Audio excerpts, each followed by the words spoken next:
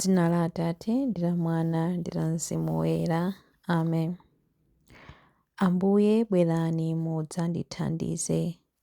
Ulemu ukhale kwa Atate ndi kwa Mwana ndi kwa Mzimu Woyera, monga panali poyamba, tsopano ndi masiku onse, ndi pa nthawi zosatha. Amen.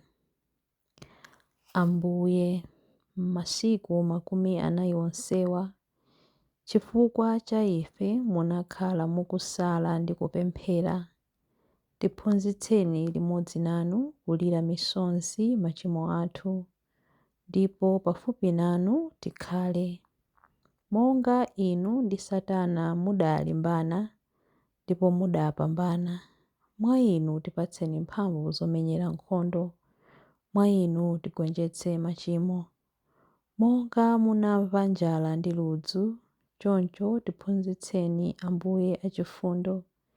Tife mwa ife tokha, kuti potero tikhale moyo ndi mawu anu oyerayera.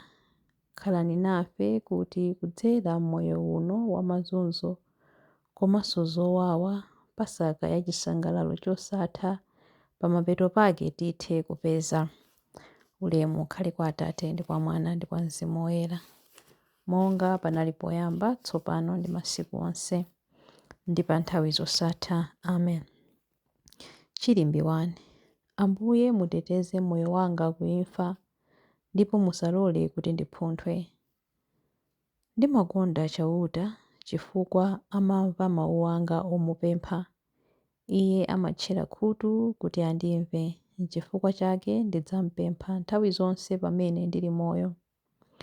Misampha ya imfa idandizinga, zoopsa za m'dziko la akufa zidandigwera. Ndidaona mavuto kugwidwa ndi nthumanzi. Tsono ndidapemphera potchula dzina la Chauta kuti, Chauta ndikukupemphani, pulumutsani moyo wanga. Chauta ndi wokoma mtima ndi wolungama, Mulungu wathu ndi wachifundo. Chauta amasunga amtima wodzichepetsa. Pamene ndidagwa m'zoopsa, Iye adandipulumutsa. Iwe mtima wanga, bwerera ku malo ako opumulira, chifukwa Chauta wakuchitira zokoma, pakuti inu Chauta mwandipulumutsa kuimfa. Mwaletsa misozi yanga, mwanditeteza kuti ndisapunthwe. Ndimayenda pamaso pa Chauta m'dziko la amoyo. Ulemu ukhale kwa Atate ndi kwa Mwana ndi kwa Mzimu Woyera, monga panali poyamba, tsopano ndi masiku onse, ndi pa nthawi zosatha. Amen. Ambuye muteteze moyo wanga kuimfa, ndipo musalole kuti ndipunthwe. Chilimbi 2. Chithandizo changa chifumira kwa Mulungu amene analenga dziko lakumwamba ndi lapansi. Ndimakweza maso anga ku mapiri, kodi chithandizo changa chimachokera kuti? Chithandizo changa chochokera kwa Chauta amene adalenga kumwamba ndi dziko lapansi.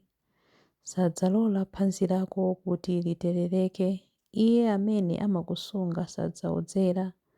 Zoonadi, amene amasunga Israeli ndithu sadzaodzera kapena kugona.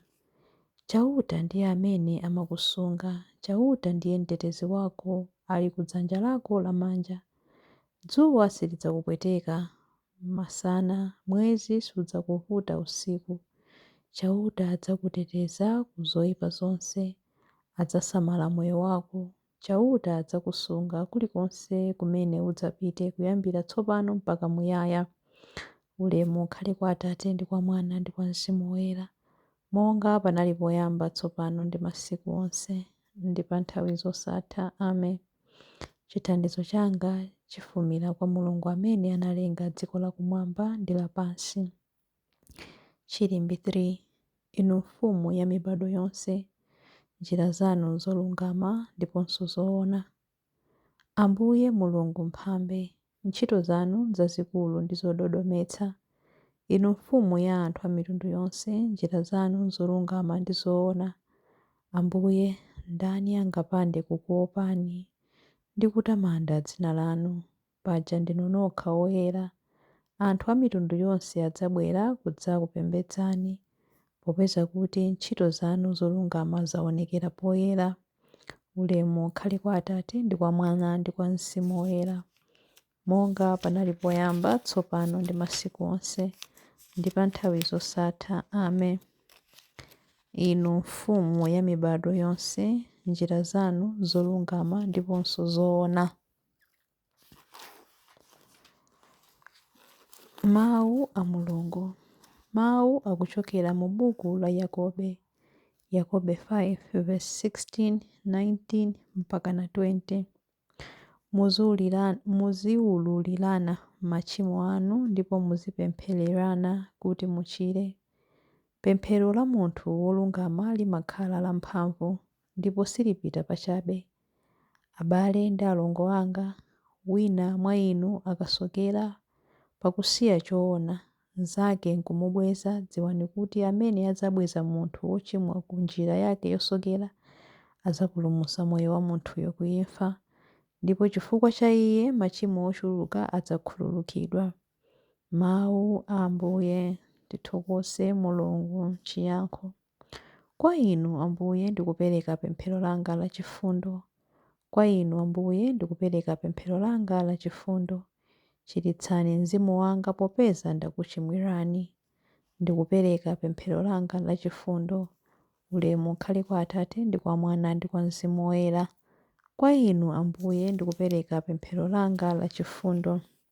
Chilimbi cha nyimbo ya Amayi Mariya.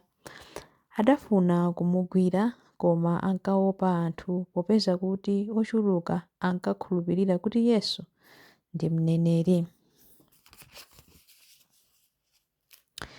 Mtima wanga ukutamanda Ambuye, ndipo mzimu wanga ukukondwera mwa Mulungu mpulumutsi wanga, popeza kuti wayang'ana kutsika kwa mtumiki wake. Ndithu kuyambira tsopano anthu a mibado yonse adzanditcha wodala. Iye amene ali wamphamvu wandichitira zazikulu, ndipo dzina lake nloyera.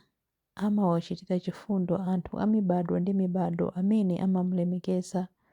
Wachita zamphamvu ndi dzanja lake. Wabalalitsa anthu a mtima wonyada. Mafumu amphamvu wawatsitsa pa mipando yawo yachifumu.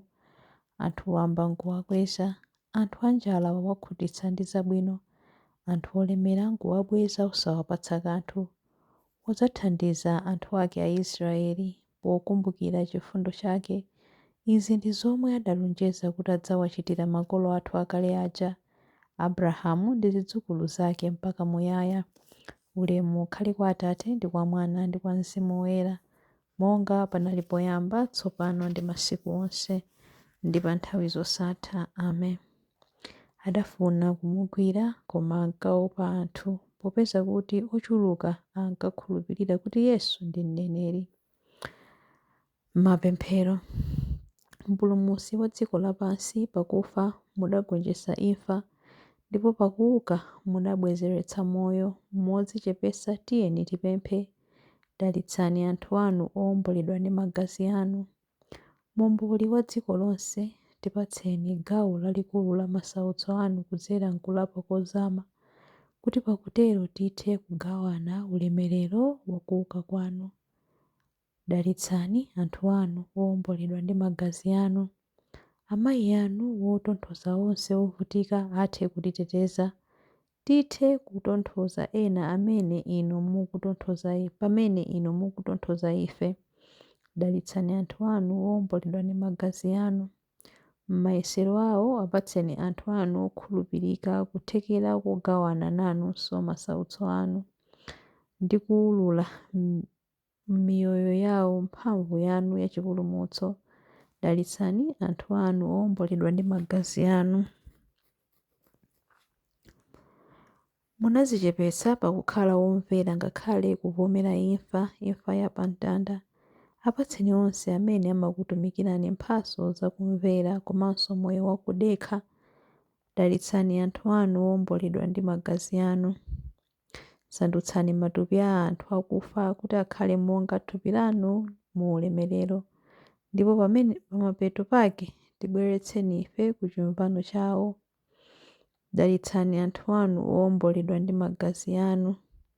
Dalitsani anthu anu owomboledwa ndi magazi anu pamene tikupemphera kuti: Atate athu muli kumwamba, Dzina lanu liyeretsedwe, ufumu wanu udze, kufuna kwanu kuchitidwe, monga kumwamba choncho pansi pano. Mutipatse ife lero chakudya chathu cha lero.